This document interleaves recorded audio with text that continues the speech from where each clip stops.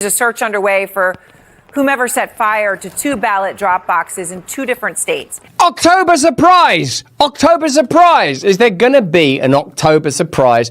Or is it likely that there will be a MAGA Trump victory? Will there be electoral fraud? Will there be some peculiar event that prevents the election from taking place? There's just a matter of days to go now. Is it concerning that some people are reporting that mail-in ballot boxes have been spontaneously combusting? You know, we're living in a time where there's been a sort of willfully induced sense of humour bypass. You can't make jokes about this. You can't make comments about that. You can't even light-heartedly endorse a magical EMF resistant amulet without people going to paroxysms of confusion and rage. So these are indeed strange times. Is the October surprise spontaneous conflagration of ballot boxes? Let's have a little look at it, baby. All right, breaking news, a search underway for whomever set fire to 2 ballot drop boxes in 2 different states. So the fires were in Washington State and Oregon and destroyed hundreds of ballots. And authorities at this hour believe the 2 fires are connected. And they've actually identified what they say is a suspect vehicle tied to the incidents. That is according to the latest reporting out of the Associated Press this hour. And it actually comes days after a mailbox fire in the swing state of Arizona damaged multiple ballots. Tonight, the FBI and the DHS are warning of, quote, domestic violent extremists who want to terrorize the voting process, with election workers being potential targets. Officials are saying that there appear to be 3 different instances that are linked. The ones that we're hearing about today that took place in Oregon as well as Washington, and one that took place earlier this month in Washington State, where there was an incendiary device that was somehow attached to these ballot drop boxes and caused, these kinds of videos that we're seeing here, these flames and ballots burning. In Oregon, they said it was just 3 ballots that were impacted and that they've reached out to the people who were impacted. And in Washington State, though, they said there are hundreds. And so they're basically telling people, if you cast your ballot over the weekend in this drop box, to check the ballot tracker online. These are both states that conduct their elections predominantly by mail. And of course, in Washington, we have seen this very hotly contested congressional race. And Congresswoman Marie Gluesenkamp-Perez put out a statement. She's one of the candidates, of course, in this hotly contested race, saying, I'm requesting an overnight law enforcement presence be posted at all ballot drop boxes in Clark County through Election Day. Southwest Washington cannot risk a single vote being lost to arson and political violence. And Wolf, these drop boxes, again, we don't know the exact motivation behind these efforts, but they have just become targets for misinformation, claims from the right that there is rampant voter fraud. That hasn't been proven out, but we have seen the Department of Homeland Security warn that these kind of drop boxes are targets for domestic violent extremists. So, we'll wait to see. Officials are investigating locally. The FBI is investigating. We'll see what comes of those investigations. Yeah. Note the complexion of this election and where your attention is being taken to. We're being invited to be outraged by the remarks of a comedian and distracted perhaps from bigger and broader issues, whether that's ballot boxes suddenly bursting into flames, to the benefit of whom? Let me know in the comments and chat who you think will be the most likely beneficiaries of any electoral fraud, presumably the side that would be unlikely to win unless there was electoral fraud. Both of the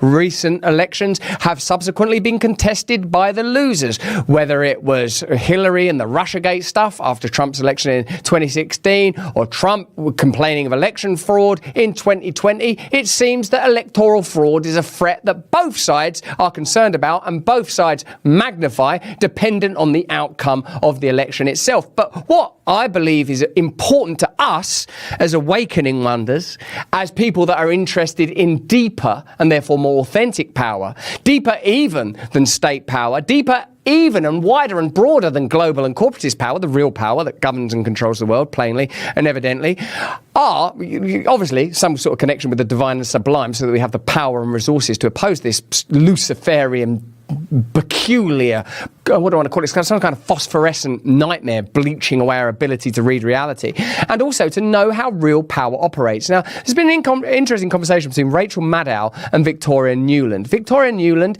if you don't know, is a neocon and former Assistant Secretary of State who worked under Bush, Republican, Obama, Democrat, Biden, Democrat. Nuland agitated for endless war in Afghanistan, you will remember that about her, and Iraq, and subsequently Ukraine. She is one of the figures that I believe operates in the liminal spaces where real power can can be found. So when you're talking about something that is sort of exciting, a carnival and significant, like the forthcoming election in your country, what we have to remain focused on is real power, deep state power, globalist power, corporate power. And we must learn to note and diagnose its symptoms and its avatars when they put their heads above the parapet, as they have done here. Victoria Nuland appearing with Rachel Maddow, who appears to be a willing participant in the amplification of messaging that facilitates the ongoing domination of globalism. And that's how I would see her. Let me know what you think of Rachel Maddow in the comments right now. Let's have a look at this conversation between Victoria Nuland, an avatar of power, a symptom of global corruption, and Rachel Maddow. Third election in a row in which Russia has tried to interfere to try to get Trump into the White House. How do you assess the magnitude and the type of interference they're attempting this year compared to what they've done in his previous two elections? Well, as you said earlier, Rachel, he's at it again. This time he's not even trying to hide his hand, and he has far more sophisticated tools. You know, his AI is better, so he can make these fake videos.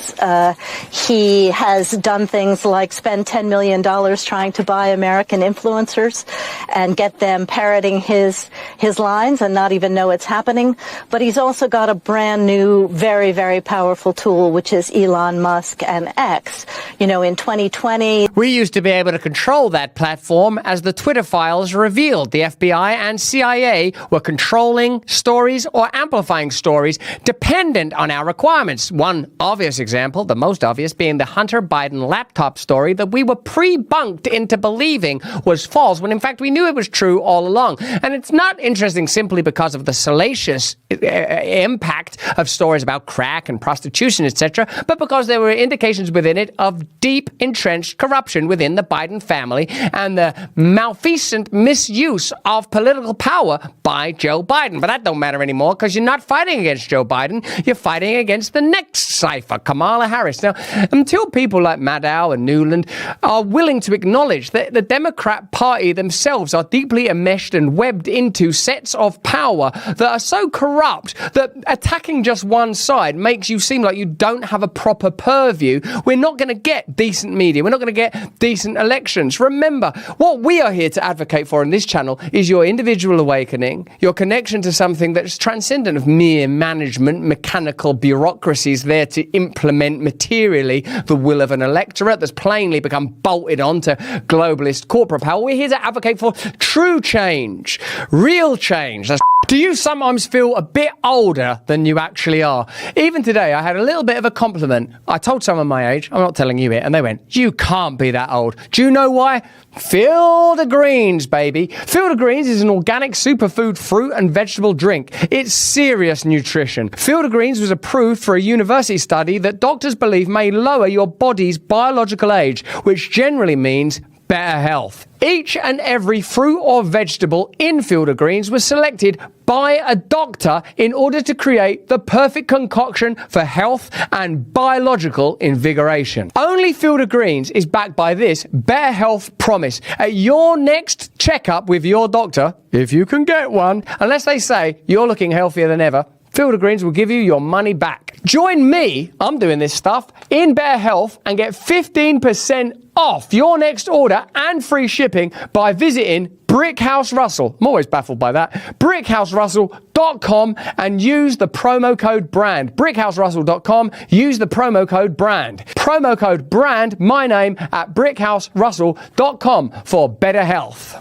Why we're not asking the relevant questions, in so much as this, I would consider this to be a relevant one. If we are right now in a set of global wars, Ukraine v Russia, the events in the Middle East, what's escalating over there in China, and Kamala Harris is in office, why are we not doing anything about that now? With the BRICS summit taking place, looking like there are going to be new alliances between Russia, Brazil, India, China, serious countries with serious populations, aren't we going to address that this looks to be a kind of epochal event, a precipice of real change? What are you going to do? What are we going to do? Shouldn't we be, indeed, if there is an appetite for America to be a kind of, not if not isolationist, prioritizing the domestic issues, prioritizing prioritizing the interests of Americans. Shouldn't we listen to the will of the people? What is this bizarre globalist agenda? Because we don't believe anymore that it's humanitarian. We don't believe you're going in all these countries to help people, Vietnam, Korea, Afghanistan, Iraq, Ukraine. We don't buy that. There's always a dark agenda concealed behind the false Luciferian light of whatever you claim. So unless you're willing to start tackling those problems, you can't galvanize people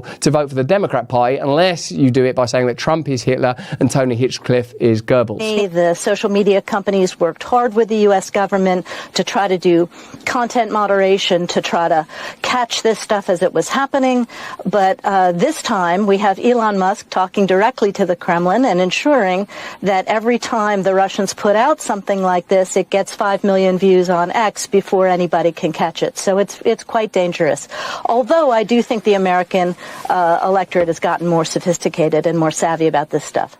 We certainly have. We've had to, because we now know that Mark Zuckerberg was in communication with Anthony Fauci during the pandemic, and they censored true information because that true information might prevent you from getting a vaccine, or it might prevent you from cooperating during a lockdown. The reason we've become more savvy is because we've had to, because our governments and media have been lying to us. That's why we go to Joe Rogan or Tucker Carlson or even like Sam Cedar or who's the other one, Dave Pacman, depending on our tastes.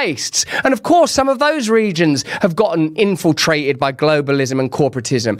We are interested in a different type of message, a different type of media, a different type of society. There's an appetite for it. There's a longing for it. There's the possibility of it. We can, in fact, change the world. But in order to change the world, we're going to have to bypass corrupt, centralized media. We're going to have to bypass statism, and we're going to have to bypass global corporatism. And as a person that believes now more than I would previously have thought conceivable that the best chance we have of challenging globalism is to support the MAGA movement, to support Bobby Kennedy, Donald Trump, J.D. Vance, because I think they are more likely to disrupt the real powers that control our political systems and therefore our lives. Whilst I'm beginning to recognise that, my hope will be that we get more explicit information that they are going to take on Pfizer. Because if you see my conversation with Naomi Wolf, you will recognise that is what needs to happen. Pfizer are flat out corrupt, flat out lying to us. People like Fauci and Baller should be in jail, man. And the fact that we're not having that conversation, we're instead worrying about whether Tony Hinchcliffe is a genuine hater of Puerto Ricans. I bet he doesn't think about it very much. That's what I would say. I don't think Tony Hinchcliffe falls asleep at night going,